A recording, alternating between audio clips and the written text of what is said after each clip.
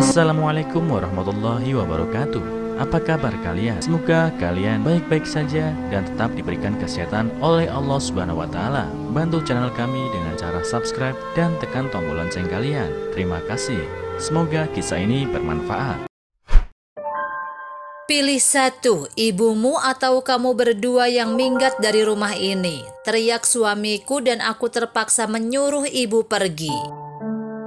Aku dirawat dan dibesarkan ibu sejak ayah meninggal ketika aku masih kanak-kanak. Kami hanya tinggal berdua. Kami hidup dalam kemiskinan. Karena itu, ibu selalu mengharapkan agar aku cepat dewasa dan menikah dengan pria yang mapan. Suatu ketika, aku berkenalan dengan seorang pria tampan dan cukup mapan, sesosok pria yang hangat. Pada awalnya orang tuanya mencibir dengan maksud pernikahan kami, tapi ketika ibu bilang akan menyediakan puluhan juta sebagai mahar pernikahanku, maka pernikahan kami pun ditetapkan. Waktu itu aku juga memuji keputusan ibuku yang bijak. Pada pembicaraan waktu itu hanya menyinggung masalah mahar, tidak menyebut ibu tinggal bersama kami. Ketika aku mengusulkan ibu tinggal bersama, suamiku sepertinya tidak senang dengannya, sehingga aku pun berusaha membujuknya. Setelah menjelaskan panjang lebar alasanku, akhirnya dengan terpaksa dia pun menerimanya. Tak disangka bujukan dan alasanku pada suami waktu itu dipandang serius olehnya. Dia menganggap ibuku layaknya pembantu dan sikapnya pada ibuku juga sangat buruk. Bahkan dia tidak pernah memanggil mertuanya dengan sebutan ibu. Aku pun menjadi tidak senang atas sikapnya, tapi aku masih bisa bersikap sabar dan menyampaikan kepadanya. Namun dia tidak menanggapinya dan setelah berulang kali seperti itu dia pun mulai berkata dengan jengkel dan ketus. Setelah menikah, sikap dan perilaku jeleknya akhirnya terkuak, tapi aku sudah terlanjur mengandung 1 bulan. Penderitaan hidup yang aku alami sejak kecil dengan orang tua tunggal tidak akan aku biarkan dialami oleh anakku. Aku pun berusaha menahan sabar dengan kebiasaan dan sikap buruk suami, tapi ini juga tidak bisa membuat hidup ibu menjadi lebih baik. Akhirnya suamiku mengusulkan agar ibuku pergi dari rumah ini, atau aku dan ibu sekalian yang pergi. Demi diriku sendiri dan demi anak dalam perutku, aku terpaksa mengorbankan ibu. Aku berusaha menjelaskan alasannya. Ibu tidak bilang apa-apa, dia hanya merapikan beberapa potong pakaiannya lalu pergi dari rumah dengan linangan air mata. Aku mengikuti ibu dari belakang secara diam-diam kemana tujuannya. Dan setelah tahu dia bekerja sebagai pengasuh di rumah orang lain, aku sedikit lega. Aku pikir mungkin jauh lebih baik daripada tinggal di rumah suami.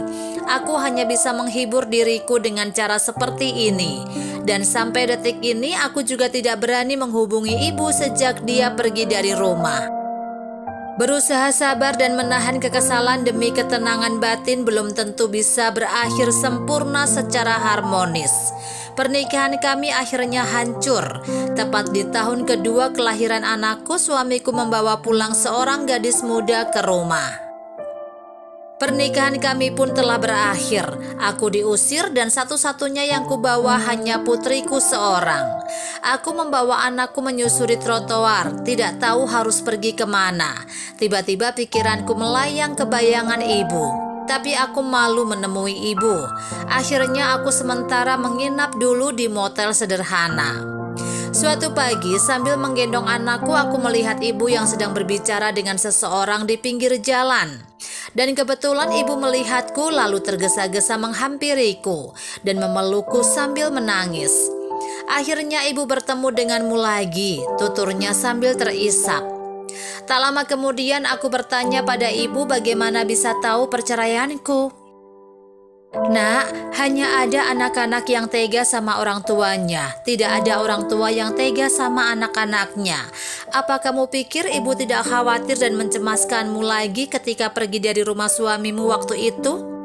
Ibu juga sering ke tempat tinggalmu untuk melihat-lihat dan mencari tahu tentang keberadaanmu. Ibu takut kamu disakiti, nak, kata ibu dengan sedih. Mari kita pergi, ibu akan bantu menjaga anakmu. Kita sama-sama merawatnya sampai dewasa, ujar ibu dengan sabar. Saat itu aku hanya bisa berlinang air mata sambil memeluk erat ibu dan putriku.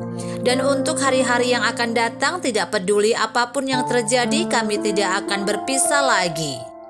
Semoga ibu dan anak beserta putri mungil mereka bisa hidup bahagia.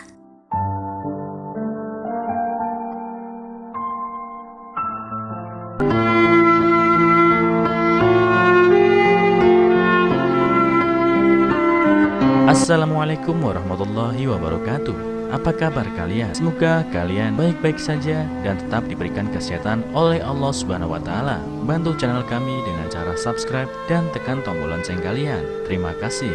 Semoga kisah ini bermanfaat.